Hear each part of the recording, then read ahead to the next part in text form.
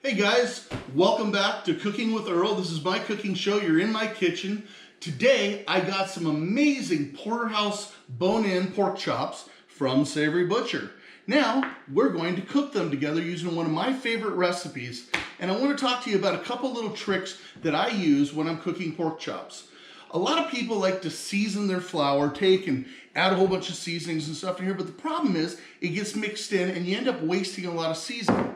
Today we're going to do pork chops with kind of like a homemade stewed applesauce cooked into it after the fact. So I'm going to be breading the pork chops with keeping in mind I want to create a savory bite here because I'm going to be adding some sweetness into it. So what I've done is I've mixed up, I always have my own little mixes of rubs, but just to kind of give you guys an FYI. This has some Mexican seasoning like cumin, chili powder, paprika in it. It also has garlic, salt, and a few Italian herbs and a little bit of cayenne.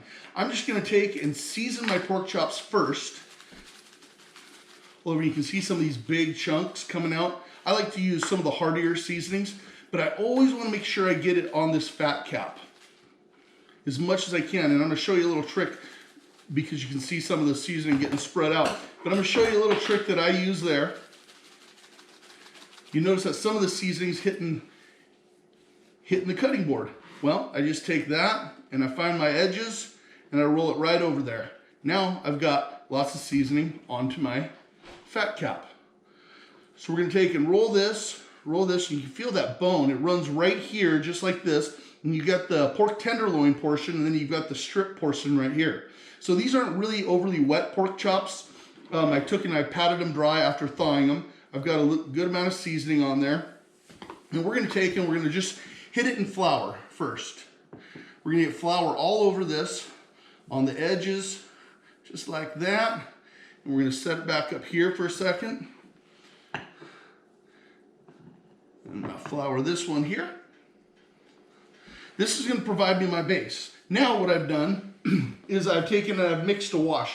A lot of people like to use just a regular egg wash and milk type wash for it, but I actually use buttermilk, so it's slightly thicker than what you'd expect.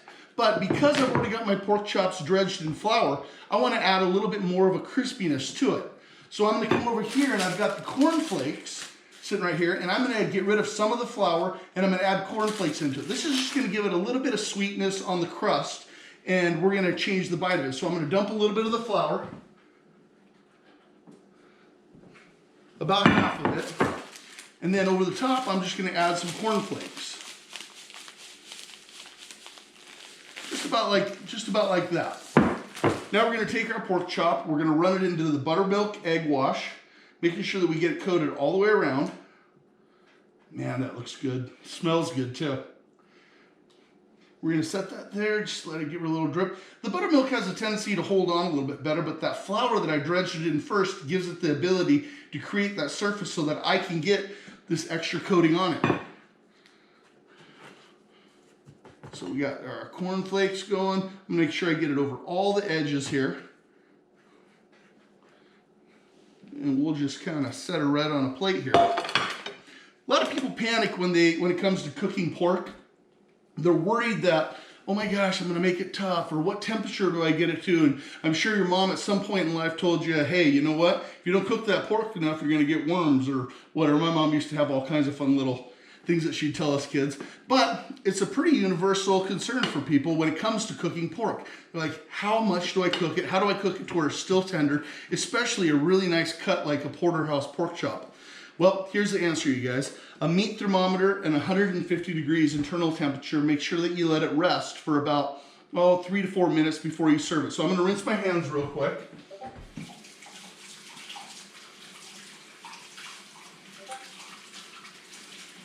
Give them a good wash. And then we're gonna do something that you're like, what the heck is he doing? I'm gonna actually season my pork chop again. So I seasoned it once, I put it in unseasoned coating, and now I'm gonna season it again. Why? Because I like lots and lots of flavor when I cook meat. And just like that, we got it there. Let's go ahead and hit both sides of it. These are gonna be delicious. I'll tell you what, looking at these pork chops, there's about this much of a fat cap going around it. So by adding those seasonings onto that fat cap, it actually helps you create a crust that you wouldn't otherwise have. The salts and stuff help draw moisture through. But we're gonna take it over here, and what I've done is I've actually preheated one of my favorite cast iron skillets. You can see that it's starting to smoke there, and we're gonna go ahead and get a crust on both sides of these pork chops.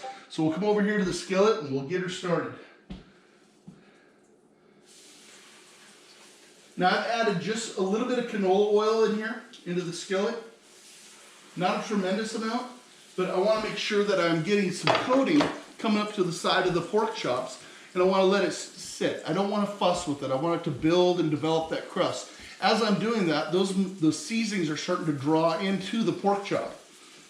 Sometimes I'll actually take the pork chop and I'll put it in a vacuum bag and I'll add marinades and stuff like that, and I'll create a negative pressure, and that helps draw the marinade into it. So if you want to make like a teriyaki pork or a barbacoa or something like that, you can come up with just about any flavor you can possibly want to create that flavor into the pork chop. But what I've done with this particular recipe, and this is how I like to do it, I have an uncle who has an orchard, and in his orchard he grows a bunch of really good apples.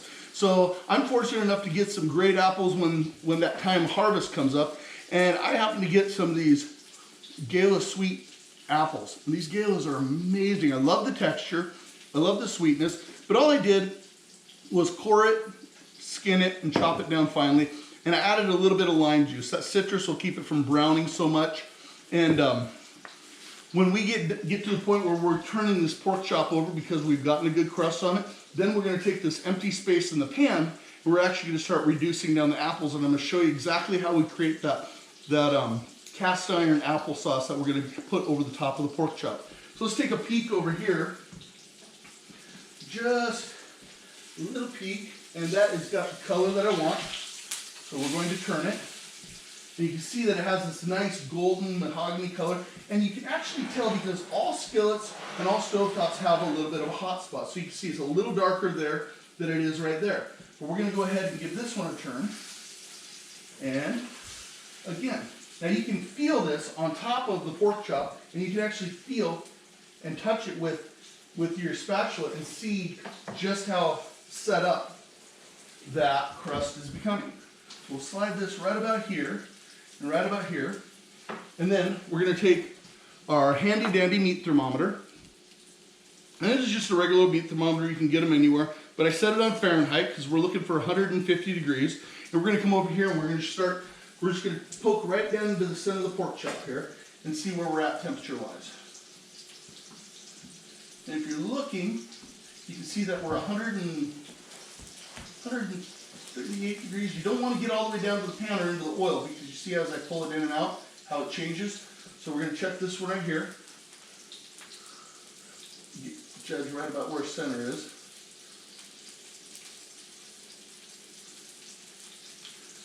And we've got a little ways to go, you guys. So we're 120, it looks like. Kind of very. If you go too far, you're going to get down to the oil. So the oil right now, you can tell, is 350 degrees. So we don't want to get down there. But we just want to let this thing do what it needs to do. So we're going to go ahead and we're going to throw our apples in, right over in the corner there. We'll let those start doing what they need to do. And we're going to take a stick of butter and we're going to put them right down here in the apples. The heat's going to come up from that, and we're going to let that start reducing. I've got 1/3 cup of brown sugar. We'll put that right over the top of these apples. And then the next ingredient, which is allspice. So we're going to throw some allspice right on the top of the brown sugar and on top of the butter. So as that starts to reduce down, we're going to end up getting that applesauce flavor. And at the end, we're actually going to hit it with this peach liqueur. So it's a hard alcohol. It's a spirit-based alcohol, but it's got a really great peach flavor. And I use a lot of different alcohols when I cook because I like to infuse that flavor. So that's just going to make the apples pop when we get done.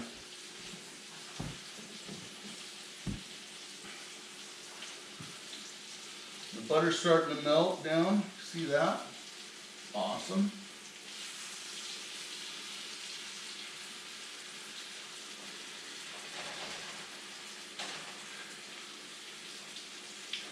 This recipe here will work for pork loins, just about any pork product. I just don't want to overcook. And we're probably going to end up turning these things twice. Man, that smell coming up is amazing.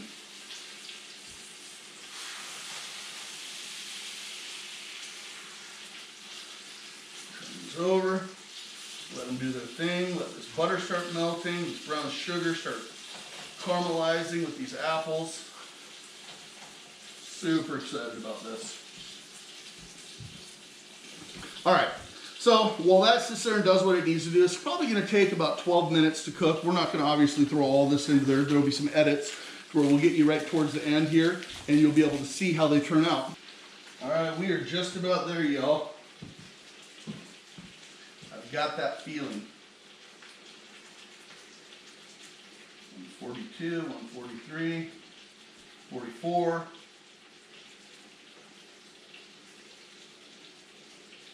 We're at 145, which, depending on where you're looking, some of those say that that's enough. Now, let me tell you another little tip to remember. When you're using a meat thermometer and you're trying to check the temperature of your meat and you're using a bone-in cut, don't put it in to where the tip touches the bone, because that's going to throw your temp completely off skew. You're not going to actually know what the internal temperature of the meat is. So you got to remember where the bone is and find that spot right there, probably in the strip section. That's the bigger strip section. And find out where the temp is on that.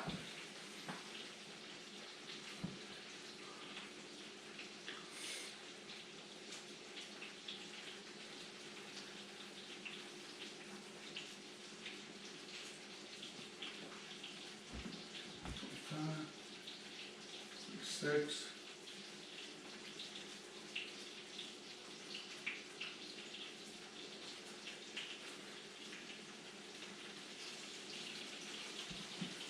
And trying to avoid the bone here. Okay. All right. So exciting news. We are at temp on our pork chops. So we're going to go ahead and get these things plated.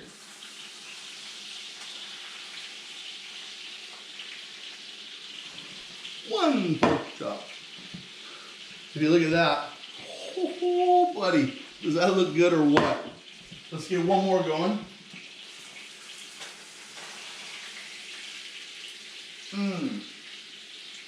Little bits of apple already caramelized onto the top of it. So we got two of these things plated. Now we're gonna finish our applesauce as I'm dripping all over the place here. So, all right, so we're back over here. We got our applesauce going. Now we're gonna get this stuff whipping around. See all the steam coming off? Now we're gonna get the moistures coming off of this.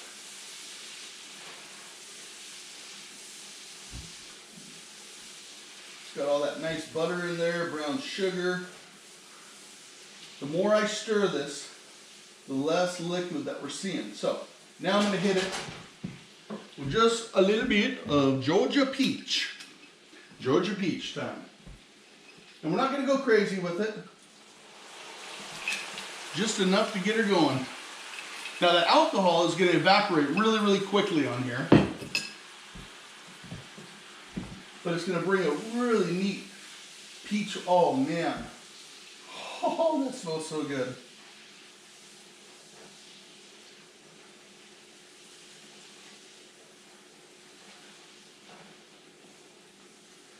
Let's turn our heat up just a little bit.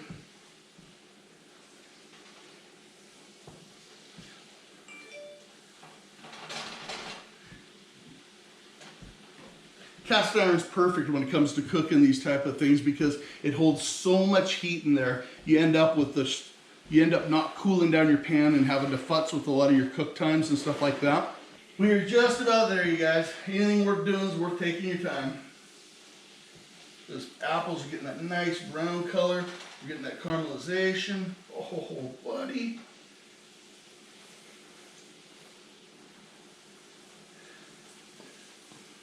And the whole time that I'm doing this, these are still cooking. So if we actually temp this right now, same spot that I've been temping it.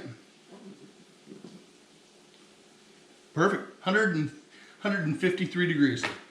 So, temperature raised. Now we will finish this off.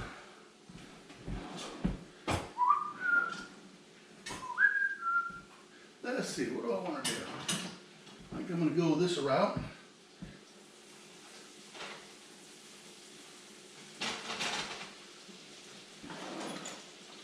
Grab a hot pad, throw this over here. Thank goodness I have a silicone grip on this. And we are going to, oh man.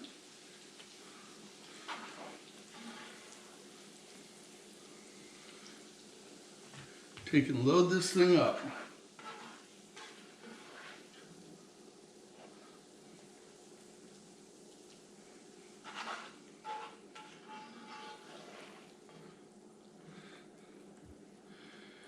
Just like that, you guys, you have made an amazing, amazing pork chop with all that apple juice in there, that peach juice. Good for your family. Now, we're not done. We've got to taste it. So we will grab a fork. Let's grab this guy right here. And I think we'll come right along over here. Crunch going right through that. If you look inside, just the ever so slight pink. Got a great crust on it. Got the apples on it. I can smell the peach. I can smell the brown sugar. I can smell the savory spices that I put on the pork chop. Now we've got to taste it. Oh my gosh.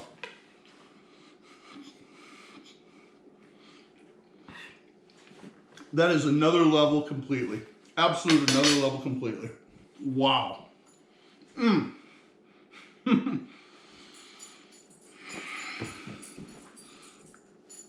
Look, you guys, if you want to impress your friends, if you want to impress your families, A, get the best quality meat. This is Savory Butcher, bone-in pork chops. These are the porterhouse.